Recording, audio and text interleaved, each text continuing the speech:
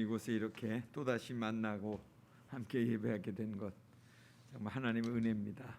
참 이 어렵고 힘든 시대 참 예배드린다고 하는 것이 쉬운 것이 아니었는데, 또 가정에서 예배드리는 분들에게도 주님의 위로와 또 주님의 은총이 함께 하시기를 기원합니다. 우리는 사실 이 코로나 시대를 살고 있습니다. 벌써 한 2년 정도 된 거죠. 그런데 이 코로나 시대, 이 위기를 우리는 어떻게 극복하고 있고 극복해야 되느냐 하는 것입니다. 아주 오래전에 조반니 보카치오라고 하는 사람이 14세기 중반에 쓴 소설이 데카메론이라고 하는 소설이 있습니다. 유럽을 대표하는 문학 작품이라고 할 수 있습니다. 그러니까 데카라고 하는 말은 10이라고 하는 것이고, 메론이라고 하는 1이라는 거예요. 10일의 이야기, 10일간의 이야기. 그러니까 이 이야기는 언제 쓰여졌냐면, 그 당시 중세 때 흑사병이 만연할 때, 그럴 때 그 흑사병의 팬데믹을 피해 가지고 이탈리아 피렌체라고 하는 도시 외곽에 별장으로 피난 온 숙녀 7명과 신사 3명이 매일매일 같이 주제를 정해서 각자가 한 가지씩 이야기를 들려주는 그런 흥미로운 서사를 담은 소설이 바로 이 데카메론입니다. 무엇보다도 이 소설집은 당시에 그 흑사병의 공포로 인해서 떨던 사람들에게 큰 위로를 선사해 주었다는 거예요. 그러니까 망가진 일상과 또 죽음에 대한 두려움으로 희망을 잃어가고 있던 사람들에게 이 소설이 읽혀지면서 웃고 울고 또 어떻게든 살아갈 힘과 용기를 되찾았다, 그런 얘기였습니다. 그러니까 이야기의 힘으로 이 팬데믹의 풍랑을 헤쳐갔다, 그런 얘기죠. 그로부터 오랜 세월이 지난 지금 21세기에 또 인류는 다시 코로나 바이러스라고 하는 강적을 만났죠. 그러니까 바이러스로 인한 감염증이 세계적인 대유행을 하면서 참 2년 넘게 계속되고 있잖아요. 사람들과의 관계는 단절되고 있고, 그리고 우울함이 생기고 답답함이 모두를 지금 지치게 하고 있습니다. 그럴 때 글을 쓰는 문인들이 이야기의 힘을 떠올리게 됐습니다. 그래서 700년 전에 보카치오가 데카메론을 쓴 것처럼 보카치오의 데카메론이 그랬듯이 우리 21세기의 버전으로 이 데카메론을 한번 창조해서 사람들을 이 힘든 현실에서 잠시라도 벗어나게 돕자, 이렇게 해서 세계 각국의 작가들이 글을 쓰기 시작했다는 거예요. 그래서 또 뉴욕 타임즈가 거기에 힘을 보탰다는 그런 얘기입니다. 그러니까 금년 7월에 그런 얘기였어요. 제가 그래서 이 데카메론 제목만 여러분도 알고 계실지 몰라, 읽어본 분이 계신지 모르겠지만 그 얘기가 대간절 무엇이었을까, 그래서 궁금해서 제가 한번 인터넷에서 찾아서 그 줄거리가 쭉 있더라고요. 꽤 긴 내용들이. 읽어봤어요. 그 데카메론의 첫 번째 이야기, 차펠레토라고 하는 사람의 이야기였어요. 그러니까 그 데카메론의 주인공, 그러니까 언급되는 인물이었는데, 그 사람은 어떤 사람이었냐면 고리대공업, 그러니까 돈 빌려주고 높은 이자를 받는 고리대공업, 또 그리고 각종 위조업, 위조하는 거 알죠? 사기치는 그런 사리사욕이 아주 강한 그런 악인이었어요. 그런데 그가 이제 죽을 때가 되어서 그가 생각하기를 그러게 했어요. 내가 죽기 전에 마지막으로 아주 큰 속임수를 한번 부려보고 내가 죽겠다 하는 그런 공언을 하게 됩니다. 그래서 이 차펠레토가 이름난 성직자를 불러들여서 자신이 살아오면서 지은 죄를 낱낱이 이제 고백하는데, 매우 큰 죄를 범했다고 하고는 사실 별거 아닌 사소한 죄를 말하는 그런 수법으로 그렇게 얘기하는 거예요. 그러니까 예를 든다면 신성 모독을 한 적이 있느냐 하는 그런 질문에 대해서 자기는 너무나도 큰 죄를 지었다고 부끄럽다고 하면서 죄 내용을 얘기하라고 하니까 뭐라고 얘기했냐면, 교회 바닥에 내가 침을 뱉은 적이 있었는데 그것이 너무 마음에 걸린다고 이렇게 얘기하는 거예요. 그러니까 이처럼 자신의 도덕적인 기준이 아주 높고 또 성격이 매우 결백하다는 것을 아주 은연중에 암시하는 거죠. 덕분에 차펠레토가 결백한 인물이라고 그렇게 생각했던 이 성직자는 크게 감동을 받고 죽은 후에 차펠레토를 성자로 널리 소문을 내기 시작한 거예요. 이런 많은 사람이 없다고, 그 인성이 거룩하다고 그렇게 과장되게 소개했습니다. 결국 이후에 인근 사람들 사이에 역설적이게도 실제로 악인이었던 이 차펠레토의 이름을 부르면서 사람들이 기도하고, 나도 차펠레토처럼 살게 해주십시오, 나도 차펠레토의 그 축복을 받게 해주십시오, 이런 풍습까지 생겼다는 이야기를 한 것이 데카메론의 첫 번째 이야기였다는 거예요. 제가 그걸 읽으면서 그런 생각이 들었어요. 여러분도 뭐 그런 비슷한 생각이 드는지 몰라요. 우리가 코로나 위기 시대를 이런 이야기 가지고 이겨낼 수 있을까? 그 당시에 흑사병 팬데믹에서도 이런 얘기를 가지고 이겼다는데, 사실 한 해를 정리해 가면서 위기의 시대를 이겨낼 수 있는 힘이 과연 뭘까? 뭐겠어요? 결국 복음의 이야기죠. 복음의 능력밖에 없다는 것을 깨달으면서 다시금 오늘의 본문을 통해서 정말 예수님의 오심이 참된 복음의 소식이라는 것을 기억하게 되시길 바랍니다. 오늘 말씀은 이렇게 시작됩니다. 때가 참해. 이 때라고 하는 것은 하나님 아버지가 정하신 그런 때라고 할 수 있습니다. 그런데 본문에서는 하나님의 어떤 주권적인 정한 기간이 지금 지나가고 있다고 하는 것을 말씀하고 있습니다. 결국 때가 차기 전에 일정한 기간 동안 율법에 매여 있었던 암담한 상태에서 이제 모든 것들이 끝나는 시점이 됐다, 그런 얘기예요. 결국 이 말씀은 다시 표현한다면 복음의 시대가 시작되었을 때, 이것을 의미하는 거예요. 이것을 영어 성경에서는 시간이 충만하게 임하였을 때 이렇게 표현하고 있어요. 그러니까 율법이 하나님의 백성을 억압함으로써 더 이상 견디기가 어렵게 무기력과 곤고함에 이르게 되었을 때, 그때를 의미하는 것입니다. 그때에 하나님이 그 아들을 보내셨다는 거예요. 바울 서신에서 보면 보낸다고 하는 그 뜻은 헬라어 여러 가지 의미가 있는데 그 중에 한 가지 의미는 뭐냐면 특별한 임무를 주어서 보낸다고 하는 것을 역점을 두고 있습니다. 그러니까 그것이 무엇입니까? 그 아들을 통해서 세상을 구원하시고자 하는 거 아니에요. 그 과정은 어떻게 이루어진 것입니까? 이는 구원의 과정이요, 복음의 내용이 되는 거죠. 그 내용들이 이제 쭉 이어져서 나오고 있습니다. 첫 번째로는 여자에게서 나시고, 여자는 누굴 얘기하는 거겠어요? 마리아를 얘기하겠죠. 마리아. 또 메시아의 계보인 다윗의 혈통 요셉에게 나셨다는 것을 의미합니다. 따라서 우리와 같은 육신의 몸을 입었다는 것을 의미하는 것입니다. 그리고 두 번째로는 율법 아래 나게 하셨다는 거예요. 예수님께서 완전한 인성을 지니신 사람의 몸으로 태어나셨다는 거예요. 그런 강조점에서 단지 사람으로만 오신 것이 아니라 하나님의 율법을 지킬 의무를 지닌 누구로 오셨다는 거예요? 유대인으로 오셨다는 거예요. 율법 아래 나게 하셨다는 그런 의미예요. 그러니까 그리스도께서는 그의 삶 속에서 율법의 요구를 만족시키시고 또 죽음으로 율법의 진노를 짊어지셨습니다. 그리고 세 번째는 이로 인해 우리로 아들의 명분을 얻게 하려 하십니다. 이는 우리가 하나님의 아들이 자연적으로 된 것이 아니라 하나님의 구원사역에 의해서 그렇게 된 것이라는 것을 말씀하고 있죠. 하나님의 유일한 아들 그리스도께서는 인간의 제도와 율법에 순종하셔서 우리로 하나님의 아들을 되게 하셨다는 거예요.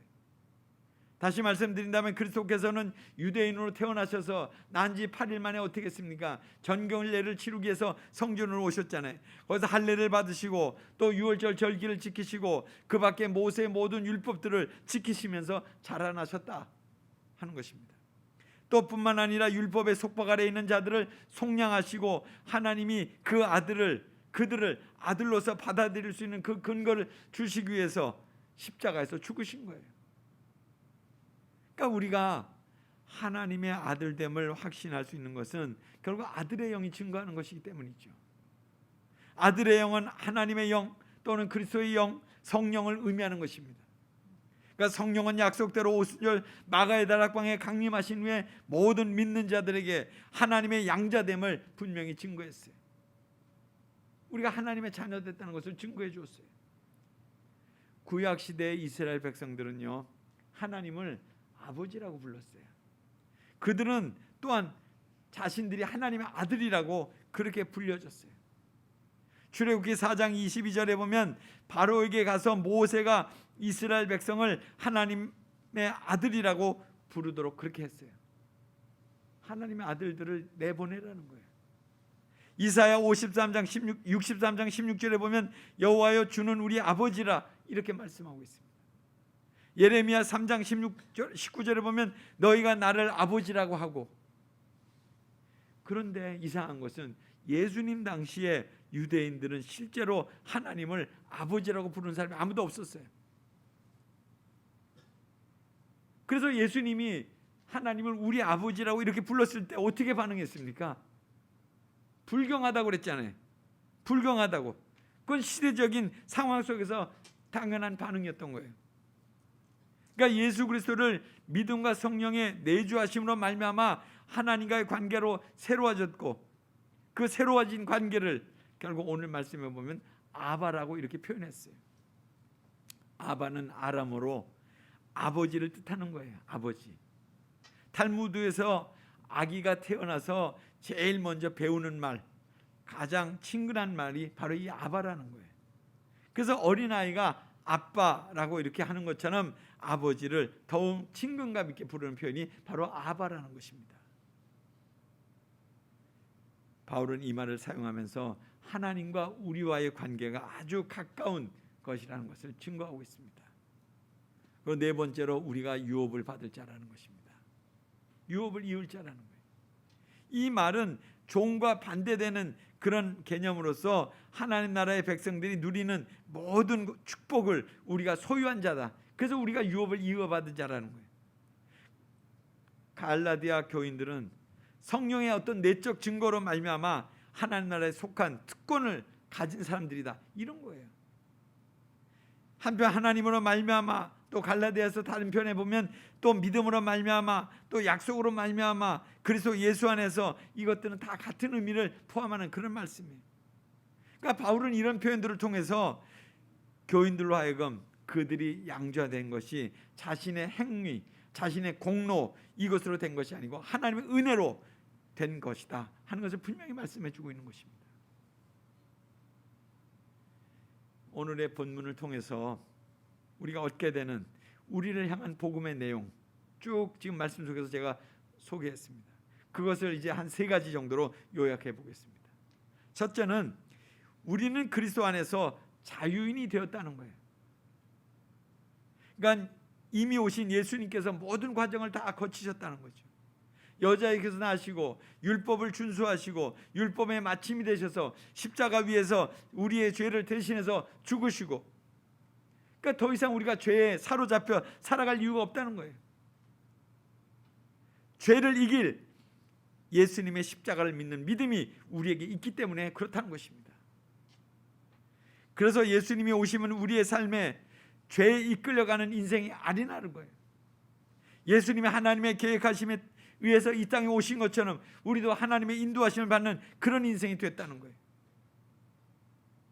이 같은 진리의 말씀에 의지해서 사는 자가 바로 참된 그리스도인입니다.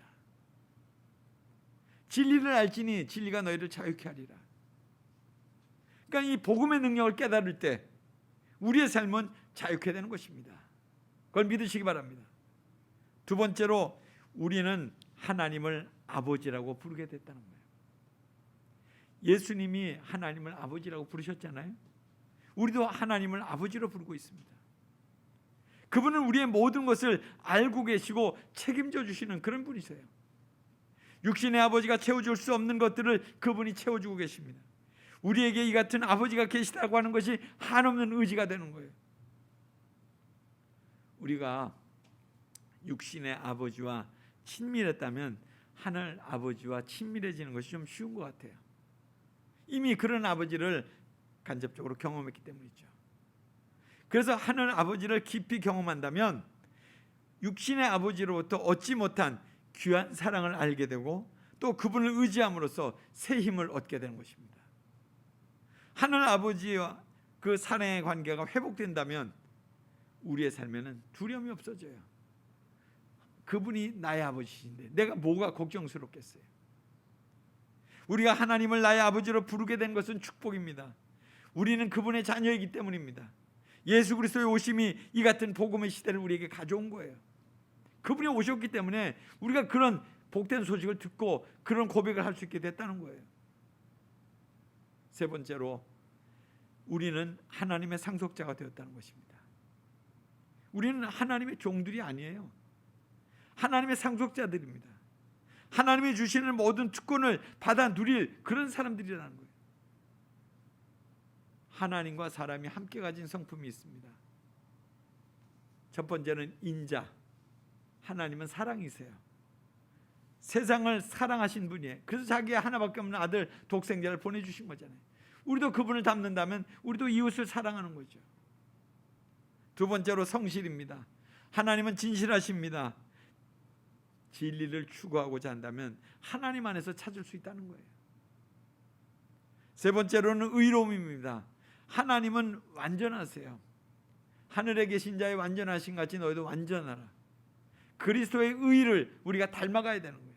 그리스도로 옷 입고 그리스도의 의를 닮아가야 되는 거예요. 그리고 네 번째로는 공정입니다. 하나님은 공명정대하세요. 결국 우리에게 말씀의 기준을 따라서 그것들을 명확하게 말씀하시는 거잖아요. 공명정대하신 거예요. 우리는 그런 의미에서 특별한 존재들입니다.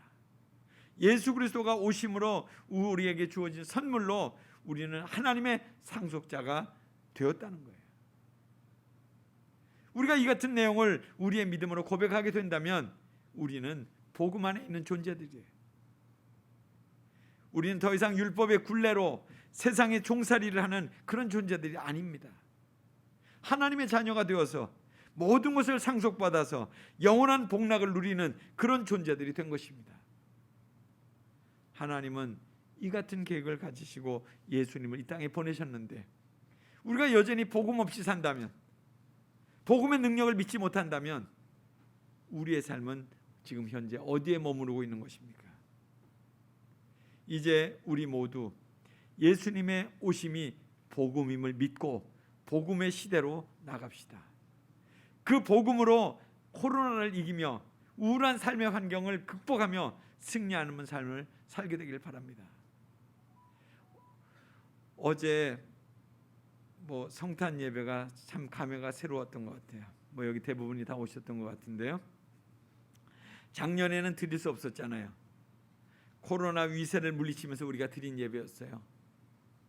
성탄 전야 예배 순서를 이렇게 포함시켜 가지고 아동부의 그 축하 찬양, 또 찬양대 성탄 메들리 우리에게 감동을 주었습니다. 또 함께 이제 식사를 할 수 없어서 나눠드린 그 밀키트, 떡국 여러분 맛있게 드셨어요?